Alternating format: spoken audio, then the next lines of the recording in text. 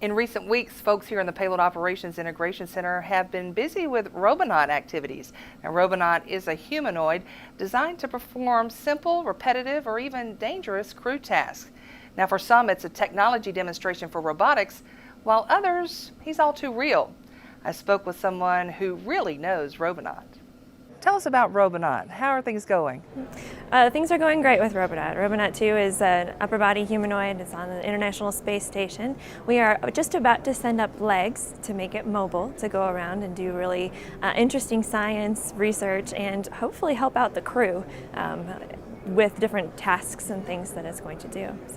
Now, as avionics and systems, you're kind of the heart of the matter, right? You get to tell it to do the cool stuff. We write all of the control systems as well as the applications. So some of the things that I'm really interested in working on, what we've been doing is on Space Station right now we have several different tasks that we do, such as cleaning handrails, wipe manipulation, soft goods manipulation, taking blankets off of products to show that we can do that sort of task EVA so that the big robots can then grab onto the different or use the replacement units outside the station, as well as doing things like inventory tasks. We have a cargo bag in front of us, and we're going to scan that with the RFID tag reader and do some simple inventory tasks that the astronauts spend a lot of time doing on the station. So do you look at Robonaut 2 as another crew member? Is he almost human to you? How do you look at him? He's completely human to me, but I spend a lot of time with him. And we appreciate the fact that the crew members seem to also kind of take the little brother approach with Robonaut, and that they treat it like a crew member as well. We hope to be much more like a crew member. The things that we're learning right now on a stanchion they're going to help us when we have it go mobile and then be able to do things. And so when we're actually contributing to the crew, we think that they will hopefully consider it even more part of the member of their crew. So in the time that Robonaut has been up there, what is something fascinating that you learned that maybe you didn't know you were going to see? There have been so many interesting things. So the first thing, we send up this robot. It's an upper body. It's doing things in the lab that we like that it's doing. It's working great. We have a partnership with General Motors, and they're happy with what we're doing. We're safe around humans. We're able to do real work. We're able to do the tasks that we expect on Earth. And then we send it to the space station, and we're like, wow, this is so much different. We're operating it over thousands of miles away, and it's got different tasks that we want it to do. And so we've actually redone the entire control system of Robonaut. We are keeping the safety around humans. That's a really important part of it. But we're adding a lot more precision. We're adding a lot more things that real manipulators and factories can do, the real precision stuff.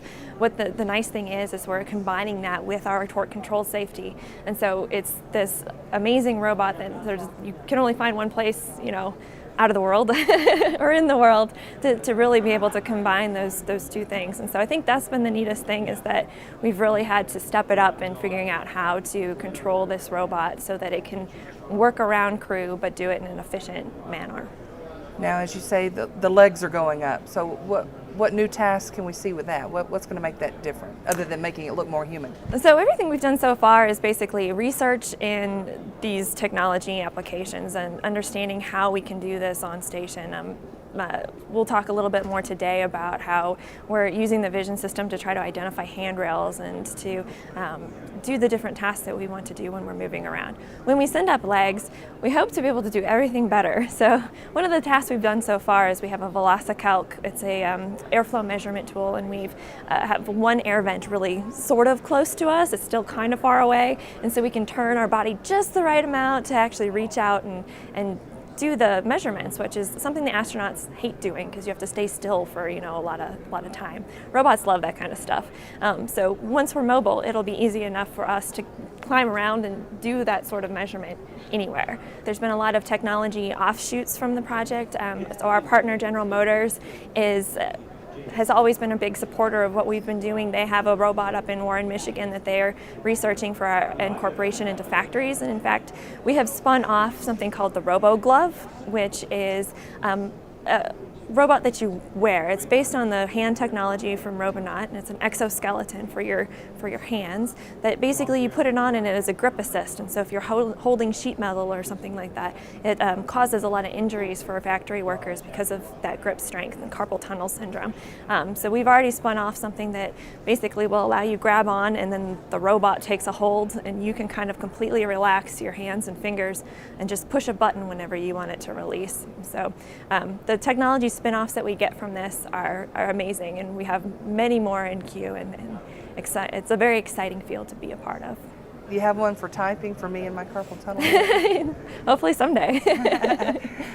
Are you surprised by the popularity of Robonaut? Does he have his own Twitter account or and Facebook feed and all that stuff? I'm not super surprised by it because I'm a total robot nerd. So I think that everybody should love robots, and there's something about a humanoid robot that really touches a person, that more than so even like the Curiosity rover, which has a huge following too because it is also awesome. But you almost get a sense of this person belongs with us, this robot is almost like a person, and you can really give it a personality, maybe even more so than you can another object. So I'm not terribly surprised by that. And if you'd like to find out what Robonaut's up to through Twitter, you can connect with him at @AstroRobonaut. And he's also Robonaut on Facebook. And Brian Blair is leading the team here in the Payload Operations Integration Center today as the pod.